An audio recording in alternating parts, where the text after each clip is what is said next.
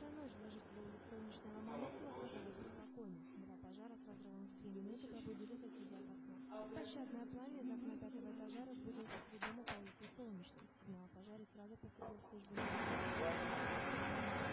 личного состава и специализированной пожарной части номер 1 прибыли к месту происшествия.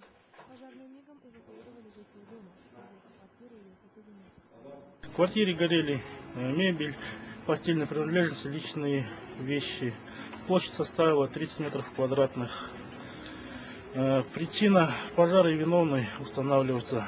Одновременно с этим пожаром возник пожар по улице Ломоносова, 43, в подвальном помещении. В подвале горели постельные принадлежности лиц без определенного места жительства.